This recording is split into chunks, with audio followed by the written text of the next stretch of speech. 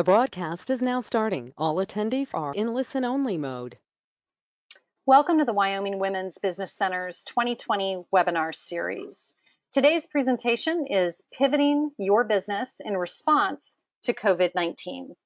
I'm Christine Langley with the Wyoming Women's Business Center, and I'm going to be your speaker today. You'll notice the GoToWebinar control panel on the right side of your screen. I want to call attention to both the questions panel as well as the chat panel. We're going to be using these panels a little bit during the presentation today, and my colleague, Waldo, is on the line today, and he's going to help me.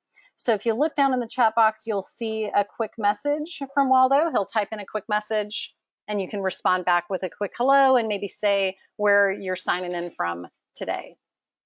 This webinar is being recorded, and it's going to be available in our GoToWebinar library and on our YouTube channel. So you can visit our website at wyomingwomen.org.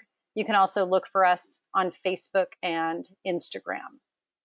Immediately following this presentation, we're going to launch a survey. I ask everybody to just hang on the line a few extra minutes and complete the survey because it provides us, as well as our funding partners, with valuable information. And I just want to remind you again that all participants are muted to minimize background noise today. So once again, if you have any questions or comments during the presentation, just go ahead and type them into that chat box or the questions panel, and Waldo will give me a heads up.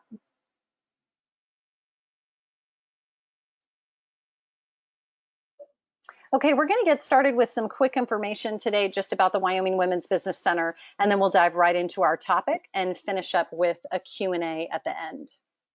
And so for those of you that are new to our webinar series, the WWBC is a nonprofit organization, and our mission is to enable and empower Wyoming entrepreneurs. We have a special emphasis on women who are economically or socially disadvantaged, and we do this through 4 distinct programs. So our first is business counseling and training, which is always free. The second is our microfinance programs, which offer microloans as well as individual development accounts. Our third is the Artist Development Center. We run that in conjunction with our Works of Wyoming store and our Art Connect gallery in downtown Laramie. And last but not least is a brand new program that we're just now launching called COVID-19 Support Program. And so this webinar today is brought to you by the COVID-19 Support Program. We're in the process of organizing the launch of this support program, which is going to include specialized services for women-owned Wyoming businesses that have been impacted by the COVID-19 pandemic. And so I've just listed some of the projects that we're going to be announcing under this program, and this is going to be happening and coming to you in early June. So if you want to keep informed about upcoming information, you can always contact our program facilitator, Veronica Donahue. I've listed her information here for you. And there will also be a lot of information about the different projects and programs on our website, again, at wyomingwomen.org.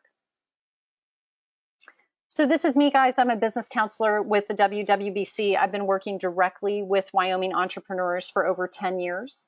I'm a business owner and a real estate investor myself, and I've been helping clients launch, improve, or expand their businesses for a long time right here in Wyoming. I'm also professionally trained in life and executive coaching, and I've done plenty of business pivots myself as a serial entrepreneur. So again, today's agenda, we're going to start out by defining some important questions, and then we're going to dive into the steps involved in performing a successful pivot. So I think it's really important to frame the act of pivoting around great questions. And the author of the Freedom Formula, David Finkel, he recently wrote this article about 5 questions that every business leader needs to be asking. And so before we work to identify what kind of opportunities we need to take and have an assessment of where we currently stand for each one of our businesses, I want each one of you to go through and just ask yourself some of these difficult questions, or think about asking yourself these difficult questions and the other people in your organization. And so it's important that you're thinking about how you're going to answer these questions and seeking out people in your life and your business and your community for help if you need it. And so let's run down this list together really quick. So number 1, if my economy takes a serious hit, how will it impact my customers? So notice that I said my economy. So for some businesses with a customer base that's really localized, the global economy is going to matter less than the local economy. But for other people, any kind of global economic wave is quickly transmitted to their business. And so when you consider, the public anxieties and social distancing measures that local or state or even our national government is taking, how do you think this will impact your customers' lives? For example, let's say you own an outdoor guiding service in Jackson, Wyoming, and you take individuals and groups on wilderness experiences. Okay, we know right now that travel, specifically air travels, down at least 90%. And this could mean a lot fewer people are going to be flying into the area to go on these types of tours and adventures. Another example may be someone that owns, say, a dental practice in Laramie or Casper. Are patients really going to want to come into your practice for their regular teeth cleaning, like every 6 months? Or do you think they might delay that to a later time period? All right, number 2, understanding this impact on my customers and how it will affect how, when, and what they buy from me. So based on some of your answers to question 1, now it's time to game out how this will likely impact the buying patterns of your customers over the next 6 to 12 months. So for example, with the dental practice that I just mentioned, they probably still have significant volume from their more acute patient visits or, let's say, emergencies, right? But they could anticipate that a core part of their practice, like general cleanings, are going to be significantly reduced. And so while you can't control the world outside you, your job as a leader in your business is to anticipate and get ahead of the situation to help your company thrive. And that leads me to question number 3. So how can I take steps today to best position my company to best and most profitably serve my customers as these shifts are happening? So with that dental practice example, they have, let's say, a 3-month wait to see a hygienist typically. And so now would be a good time for them to start planning their patient outreach to fill those increasing holes in their schedule by bringing future patients potentially in sooner. And of course, they'll have to reassure their patients about the proactive steps that they're taking to keep any visiting patients safe from the corona exposure. And as they do that, they may confirm patients rather than actually accepting cancellations, because maybe they just need to ease some fears and trepidation, and it'll reduce the amount of cancellations that could be coming up. All right, number 4, what steps can I take today to mitigate the risks to my company from coronavirus? So this is where you're looking at your immediate risks. So do you need to create some kind of a cash buffer by reducing expenses, any non-strategic expenses? Or can you expand a line of credit just in case? Are there programs that you need to be applying to, right? Do you need to find maybe several new clients to offset a risk with a specific type of customer who's maybe vulnerable to this particular situation? Maybe you need to delay development plans for a new product or service offering until you see how and when the market is going to settle down. Maybe now isn't the time to hire that new person that you were considering. What happens if local schools shut down in your area, or your workforce is kind of torn between caring for their kids and coming into work? What's your plan to mitigate that? And do you have to give them options, to work remotely? You might need to brainstorm with them around childcare options. So you get the idea. You're going to explore your mitigation options and ask yourself, what are those 3 biggest threats that I'm facing today, directly or indirectly, that come out of this outbreak? And how can you take a few simple steps today to mitigate those risks? And then number 5 kind of sets us up for our topic today. What big opportunities exist for me and my company born out of this situation? So I'm guessing that most of us on this call today, we're old enough to remember the aftermath of the 2008 Great Recession, right? So I know that I saw a large number of businesses who were just crushed by that economic crisis. But at the same time, I also watched a bunch of companies use that market meltdown to help them buy competitors, snap up market share, recruit talent, and otherwise just scale their business. And so the same exact possibilities exist inside this current economy. And so let's go back to that original example of that outdoor gaming company in Jackson, or the guiding company. One big opportunity would be to reach out to the regional marketplace, places like the Salt Lake area or communities within driving distance, and promote a once in a lifetime opportunity to enjoy this pristine section of wilderness without the normal crowds or out of area tourists. And because of the nature of what that particular business does, this could be the safest type of travel experience there is, right? No large crowds or other virus transmission vectors to worry about. This is a unique opportunity to share that particular service with a regional market, maybe instead of a national or international market that he did previously. And that regional market has really only dreamed of doing a trip like that. All right, so now I'm going to take you through the process of discovering and implementing a pivot in your business. And you'll see the structure and the time that is designated to brainstorming activities, because I know there are a ton of opportunities, even during this scary time, if we just look for them. All right, so I just want to give a quick shout out to Rob Shelton. He's a writer for business.com. And a lot of the content today comes from a recent article that he wrote on creating shelter in the storm. And so to get started, I just want to give some background on some famous pivots in the business world. So pivoting a company's business model is really nothing new. It's been an integral part of business innovation for many, many years. And so some companies are forced to pivot defensively because their original models are doomed for one reason or another. And one of the most legendary pivots out there is the metamorphosis of Twitter. It started out as a company called Odeo, O-D-E-O. And Odeo began as a podcast platform. But their business model undercame this massive threat when Apple launched iTunes. And embedded within iTunes, as many of us know, was a podcast platform. And so Odeo's management turned and asked employees to come up with new ideas.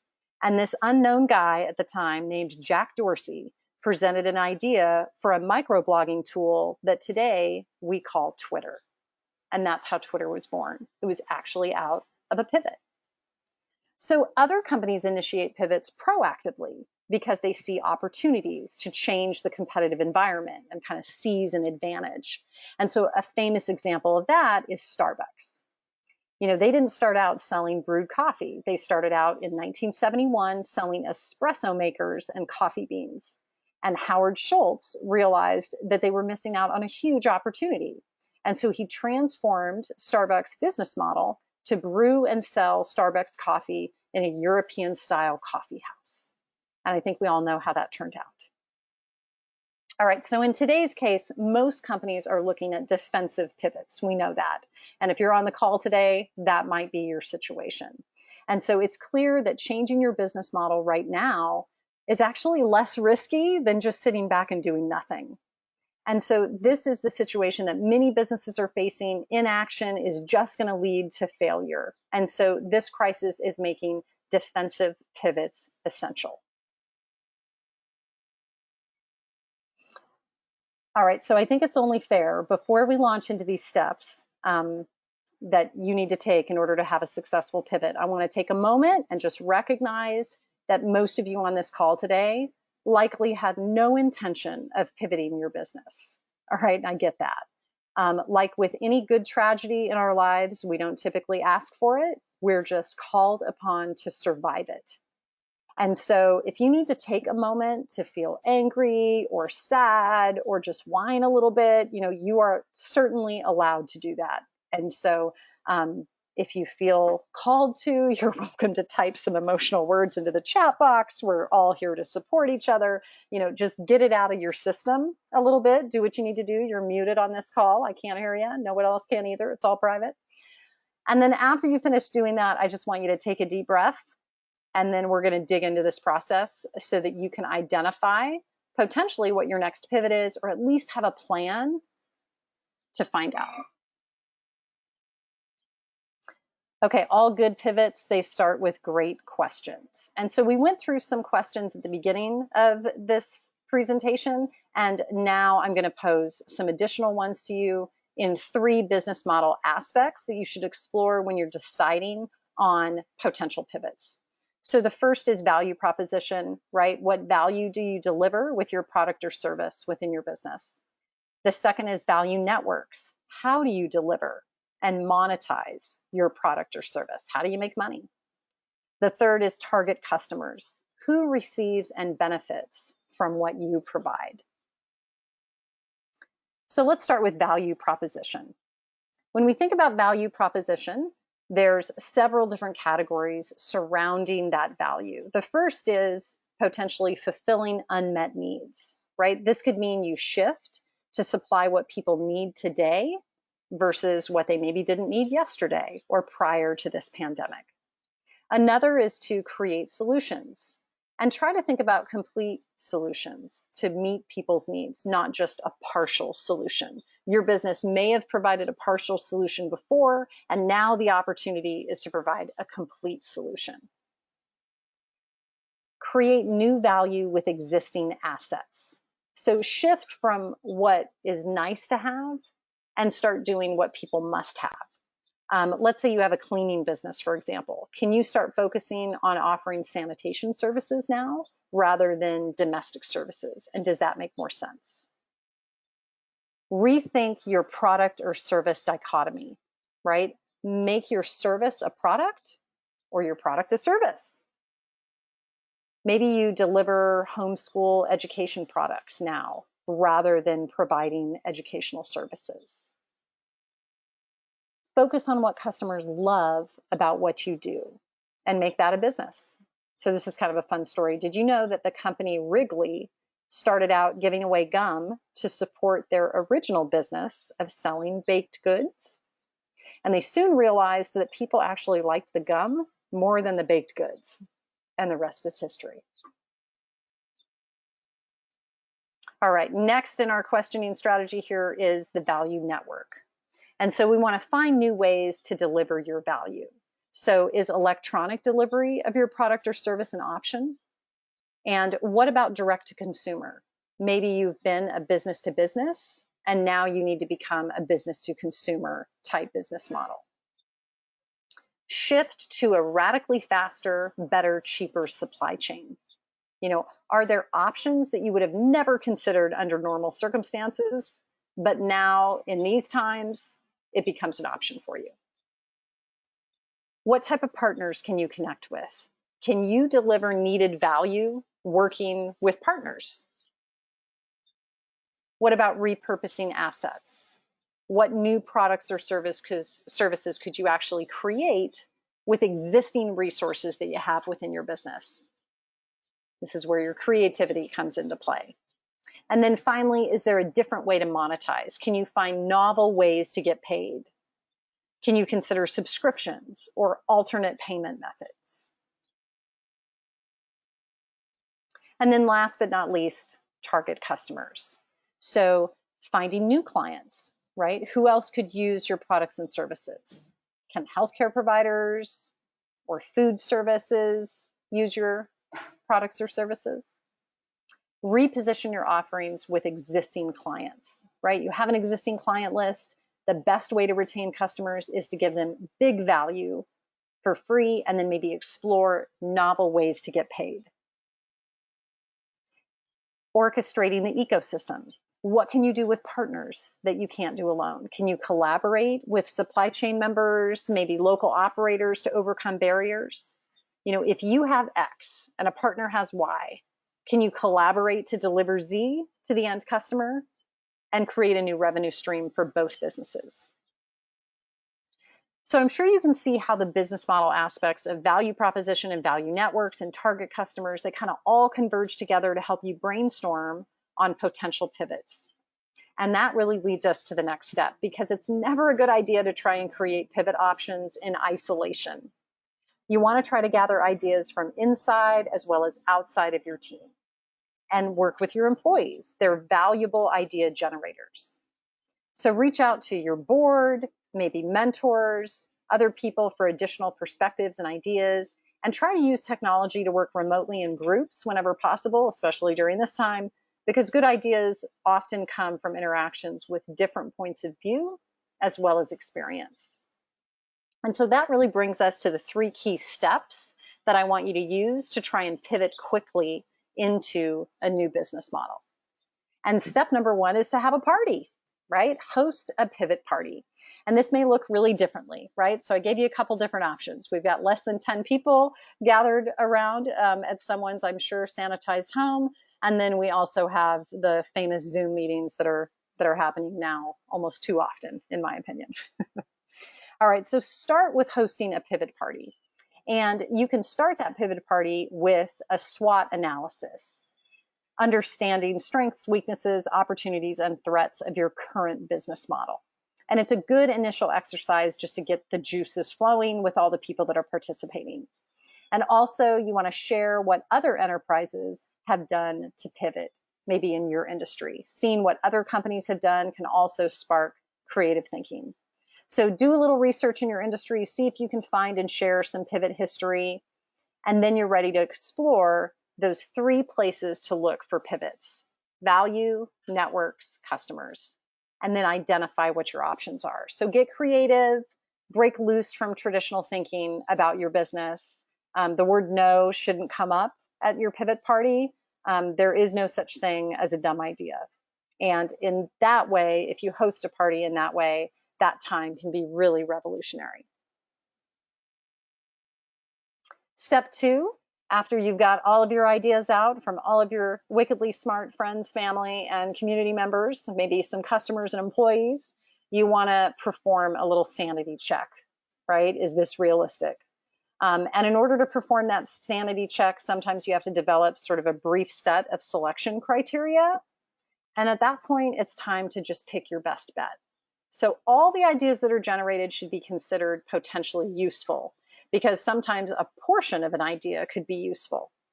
As long as they can shift key elements of the business model in such a way to save your current business or allow you to jump into a new business that uses your people and your partners or your assets. So make sure that you sanity test the proposed pivots. Some are going to be unrealistic. Some may seem super crazy. That's to be expected. Once you sort out the most realistic, kind of unconventional options, then develop that brief set of selection criteria to help you narrow that list further. And then you can use that criteria and, frankly, your gut to just select the best option for you. Now, step 3 is to just try it, right? Hopefully you're able to quickly prototype your best pivot with like rapid succession of fast, cheap tests.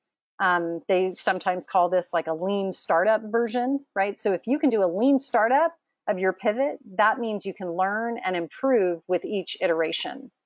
And then you're ready to give it a try. So don't let inertia set in this process. You don't want months to go by between your pivot party and actually trying something. You know, we know that it's going to be ugly and bumpy and fast. And that's so much better than really smooth, beautiful, and slow right now, right? Urgency is key. And so we know it's going to be messy. We know it's going to be a bit unorganized, but we expect that. It's okay. And to a certain extent, now is a really great time to get away with that with your existing customers, with new customers, because they're going to be a lot more forgiving during a global pandemic. So your mantra should be make decisions, honor the decisions you made yesterday, and then figure out how to do it better today. And so we've heard business owners in the midst of a pivot rollout, describe the process in lots of different ways, but it always sounds something like this. So we're still in the early stages of adjusting operations and moving personnel around, or something like this. We're still very much in the triage stage of things, trying to figure out how to do this and get everyone in a place where they need to be, right? And that's the process in a nutshell. This is a dynamic shift toward a new business model.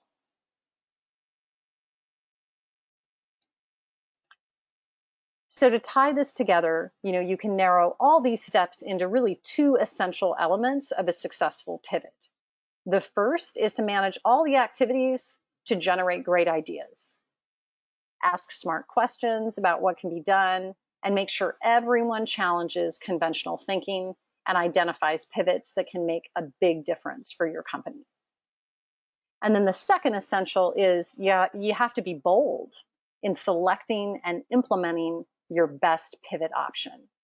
Because this situation today, it requires a trailblazer that can move the organization to safe harbor to ride out this storm. And so acting decisively with a smart, fast pivot can really re-energize you, and it can re-energize your team and move your business to a safer place. And that's what we hope for you today. All right, guys, what questions do you have around pivots? I left some time for Q&A, and I want to hear from everybody what they're thinking about their pivots and where they're at. And while I give you some time to throw some questions in, just want to make sure that everybody knows that the Women's Business Center is made possible through lots of partnership agencies. The COVID-19 support program is funded by the Small Business Administration, and so we're thankful for their support. We also have other funding partners that help the WWBC on a continuing basis, the Wyoming Business Council, the Wyoming Women's Foundation, and USDA. So, of course, we appreciate them for their support. I'll leave this contact information screen up in case anybody wants my contact information or Veronica's, our program facilitator, contact information. Then we also have business counselors standing by at the Women's Business Center to help people as well. And so, Waldo, how are we doing on questions? We have one question from Pamela. She says, I have pivot by launching a Facebook business page. I have even tried to do delivery as well as set up a food truck to help pivot my business. I'm at a loss right now as I am trying everything. I've been in business for almost 11 years. I run a two-employee cafeteria, and I do a lot of events in the summer, which as of now they have canceled. And one cafeteria hasn't opened back up. I'm trying everything. So where do I go from here?